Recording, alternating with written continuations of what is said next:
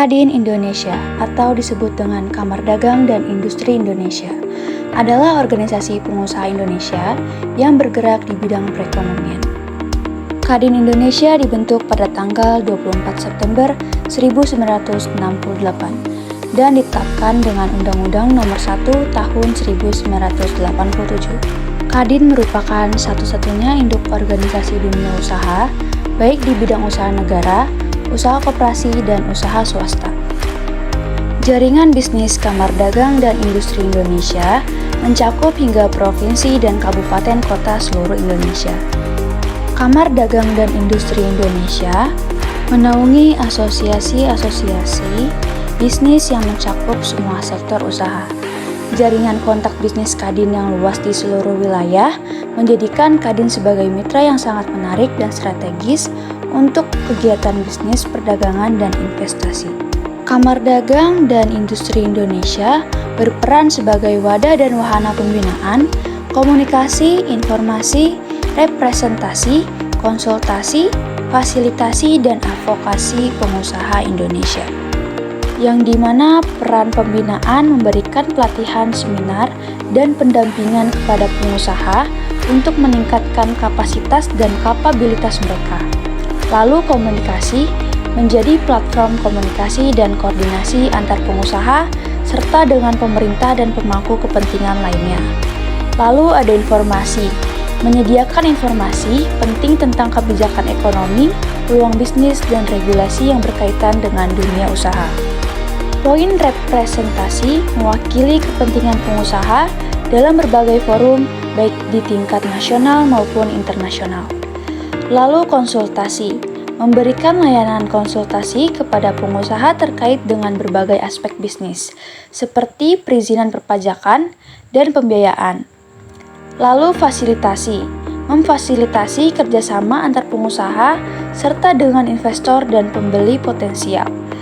Lalu ada advokasi, melakukan advokasi untuk memperjuangkan kepentingan pengusaha kepada pemerintah dan pemangku kepentingan lainnya.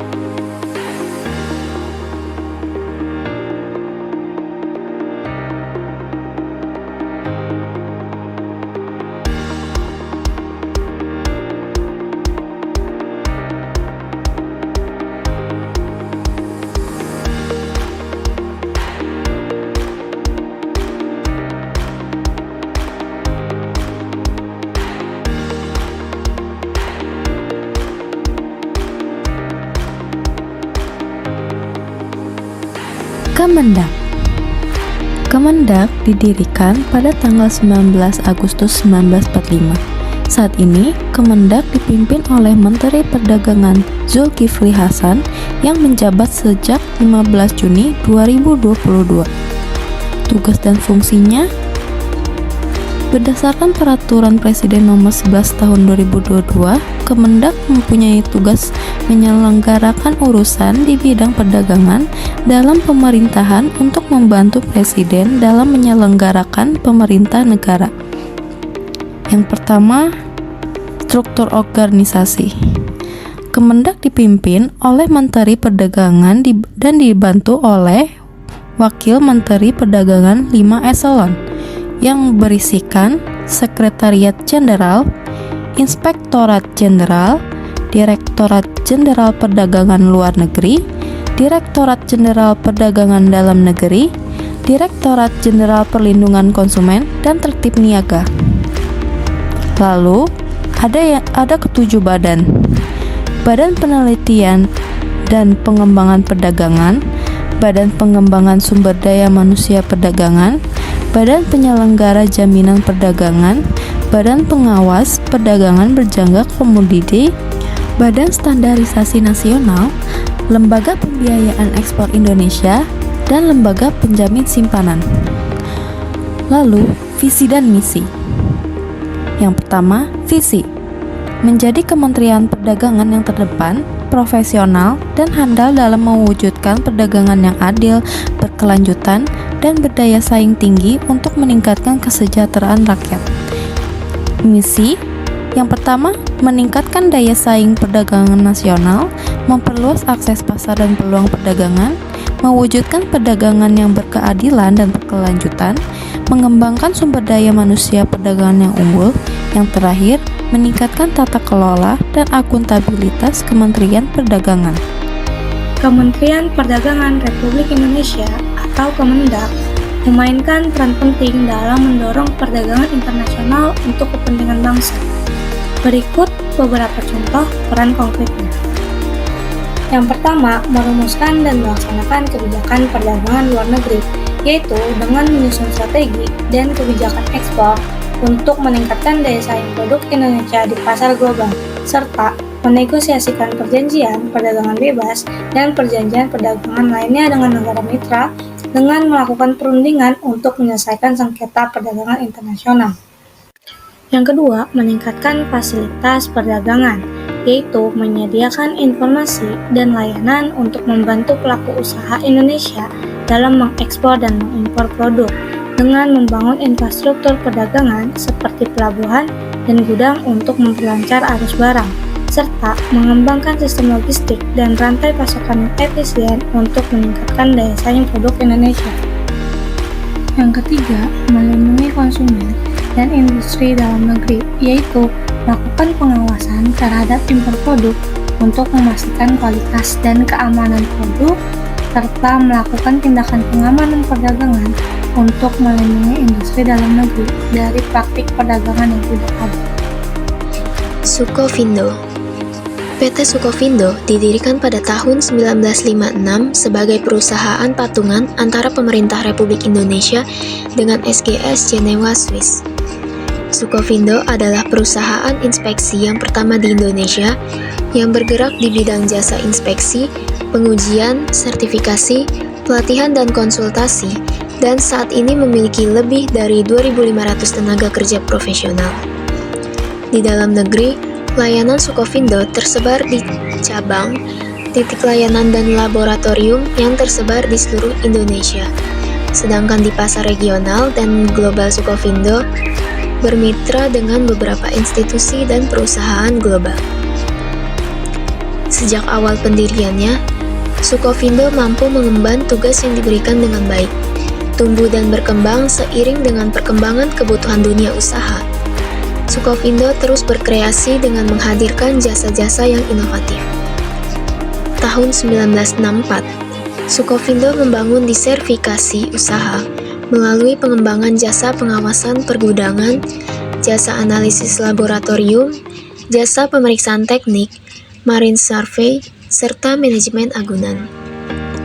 Pada awal tahun 1970-an, Sukovindo terjun di bisnis pemeriksaan komoditas migas dan mengembangkan jasa industrial and marine engineering. Tahun 1985, Sukovindo terjun melayani pemerintah dan dunia usaha, memperlancar kegiatan ekspor dan impor dalam upaya pemerintah meningkatkan pertumbuhan industri dan ekspor non-migas. Pertengahan tahun 1990-an, Sukovindo menjadi pelopor pengembangan berbagai sistem manajemen berstandar internasional di Indonesia dengan meluncurkan jasa pelatihan dan sertifikasi sistem guna mendukung daya saing para pelaku usaha. Tak pernah berhenti melakukan inovasi dan terus mengembangkan bisnis baru, tahun 2014, Sukovindo merespon kebutuhan sektor hulu migas dengan membangun kapabilitas di bidang survei dan pemetaan pun diperkuat dengan melengkapi peralatan berteknologi tinggi seperti UAV termodern. Selama 6 dekade, Sukovindo mewarnai negeri ini melalui jasa pemastian, baik bagi pelaku usaha dalam menjalankan proses bisnis dan transaksinya, maupun sektor pemerintah dalam hal pemastian pelaksanaan kebijakan strategis. Pelayanan Sukovindo kini telah merambah pada sektor pertanian, kehutanan, kelautan, perikanan, peternakan, pertambangan, konstruksi, industri manufaktur, transportasi, teknologi informasi, energi batu dan terbarukan, serta terus mengembangkan kompetensi guna mendukung berbagai kebijakan strategis pemerintah. Terdapat 194 ragam layanan di bidang inspeksi dan audit, pengujian dan analisis sertifikasi, konsultasi dan pelatihan yang ditawarkan, menjadikan Sukovindo sebagai perusahaan pemastian terlengkap kawasan ASEAN. Didukung 2.500 orang profesional yang tersebar di seluruh Indonesia, juga didukung 80 titik layanan dan 65 laboratorium yang terintegrasi. Berikut beberapa contoh peran Sukovindo dalam perdagangan internasional. Yang pertama, melakukan inspeksi dan pengujian terhadap komoditas ekspor seperti kopi, teh, karet, dan CPO untuk memastikan kepatuhan terhadap standar mutu internasional. Yang kedua, menerbitkan Certificate of Origin atau COO untuk produk ekspor Indonesia yang diperlukan untuk mendapatkan bea masuk preferensi di negara tujuan. Yang ketiga, melakukan pemeriksaan dan pengujian terhadap barang impor seperti mesin, peralatan elektronik, dan bahan kimia untuk memastikan kepatuhan terhadap standar keamanan dan persyaratan teknis lainnya. Keempat, menerbitkan laporan hasil pemeriksaan atau LHP untuk barang impor yang diperlukan untuk keperluan kepabeanan dan perizinan lainnya. Yang kelima, melakukan sertifikasi terhadap produk dan sistem manajemen mutu perusahaan untuk meningkatkan daya saing mereka di pasar global. Direktorat Jenderal Bea dan Cukai atau yang biasa disingkat DJBC atau yang dalam bahasa Inggris atau global disebut dengan istilah Customs adalah unit kerja di bawah Kementerian Keuangan Republik Indonesia yang bertugas mengawasi dan melayani kegiatan ekspor dan juga impor, menjaga perbatasan, dan melindungi masyarakat dari penyelundupan dan perdagangan ilegal, memfasilitasi perdagangan dan industri, serta memungut bea masuk dan pajak dalam rangka impor.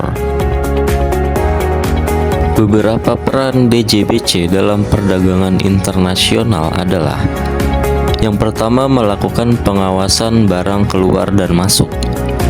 DJBC bertugas mengawasi dan mengendalikan lalu lintas barang yang keluar dan masuk ke wilayah Indonesia. Contohnya seperti pemeriksaan fisik barang, pencocokan dokumen, dan pencegahan penyelundupan barang ilegal. Contoh nyatanya seperti pada kasus Just Tip Milk Bun dari Thailand beberapa waktu yang lalu, yang disita oleh Bea Cukai Soekarno-Hatta dan dimusnahkan oleh BPOM. Peran yang kedua adalah memungut bea masuk dan cukai.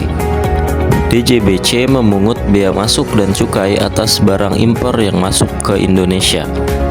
Contohnya seperti penerapan tarif bea masuk berdasarkan harmonized system, seperti pada saat kita memesan barang dari e-commerce luar negeri seperti Alibaba. Ketika barang yang kita pesan sudah tiba di Indonesia, maka harus diperiksa terlebih dahulu oleh bea cukai dan akan diterapkan tarif pajak tergantung dari jenis dan harga barangnya. Selain itu, ada juga penarikan cukai atas produk-produk tertentu seperti rokok dan minuman beralkohol.